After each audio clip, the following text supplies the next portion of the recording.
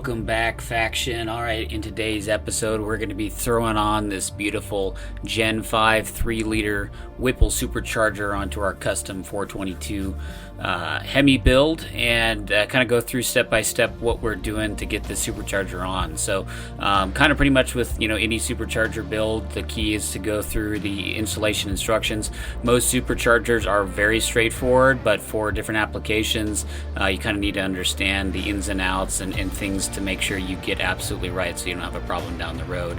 This is a kind of hot rod kit for the WHIPPLE Gen 5, but also has some aspects specifically related to the Dodge Charger that it's going to be going in, so it's kind of handy for some of the other parts you guys will see. So we ended up having to get a few more things situated on the engine. You guys kind of saw in the intro these parts already, but we finished out the front accessories fully. I'll remind you, if I haven't already, that the way we get this from MMX, again, wonderful guys to work with, all of these front accessories minus the AC pump here is all laser aligned. So all of these pulleys for each one of these, or the drive gears, are all laser aligned. So it's super accurate to prevent throwing that supercharger belt, because the belt is really the most important part of this. And again, this is a 8-rib supercharger kit that we've got installed here. So we're kind of going through now being able to put on the actual pulleys related to the idler of the supercharger itself. And getting that all situated. We ended up having to, I think, add an extra spacer on this one just to get it exactly right. So we did our best that we could here. Obviously, we don't have a laser aligning set. They do that for major custom engine builds. But for this, we played around with it and stacked up a couple of different options to see exactly what made the most sense. And I'm pretty content with how this one worked out. So with the idler and everything set up, we needed to go ahead and get the supercharger ready. So we went ahead and inverted it.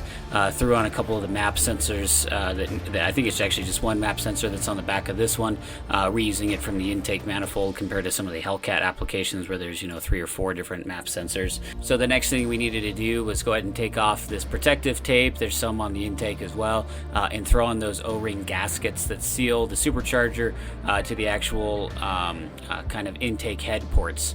So once we get all of these pieces of gasket piece in, again, the biggest key in almost every engine application is ensuring that you have the cleanest possible surface. Then we're throwing in some silicone grease to ensure we get the best possible seal that we can. Flip that over. Again, since we just did that, we want it to be clean, so we use some plastic to cover the ground there. And then we add in the supercharger oil itself. This oil is obviously needs to be changed usually about every 10 to 15,000 miles depending on the application. In this case, it's already measured out and exactly what you need to do. So you go ahead and throw that oil in there, and then again, just ensuring that you're cleaning every surface the best that you can with acetone, IPA, a general solvent and degreaser, and especially for some of this adhesive remove, you got to make sure that it's just completely spotless. Otherwise, you're going to have problems down the road, and that's really, again, for any kind of engine application. So with all of those cleaned and double checked, we went ahead and started to throw the supercharger in. So if you guys noticed from the last episode, there was a piece of foam in here in the valley that kind of helps protect for the original intake. That is actually not needed for the Whipple supercharger applications. We went ahead and removed that whole piece of foam. It would just, I think, get in the way of the actual supercharger on this 3-liter twin screw style. So with all of this stuff cleaned, we went ahead and threw on the blower itself. Usually you want at least 2 guys to do it. These head units are probably 70 pounds or so. And then now we need to go ahead and start torquing down all of these bolts. I think this one has something like 8 to 10 bolts to actually go into the head.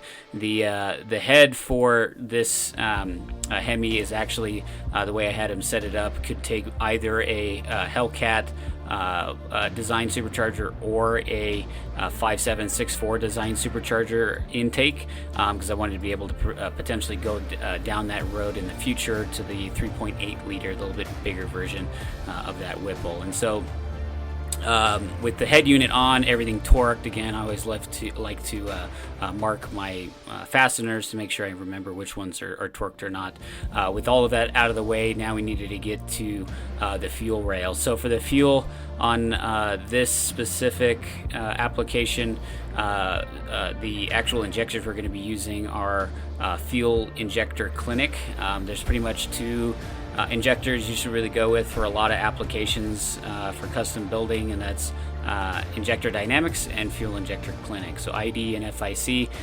These, I believe, are 1650 FIC injectors, and they're very straightforward to input, like any injector is with the ZV style.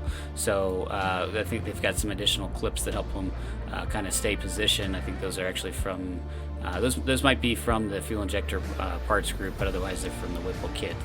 So just kind of keep everything steady, and with that we're kind of able to get the O-rings and everything set up the way that they need to be, and then the actual fuel rail itself. So the fuel rail is something that's going to kind of be dependent on your application. For the actual horsepower build that we're doing here, we should have more than enough fuel with this size of 8 AN line and the fittings on either side, and so you guys can kind of see exactly how well that fits.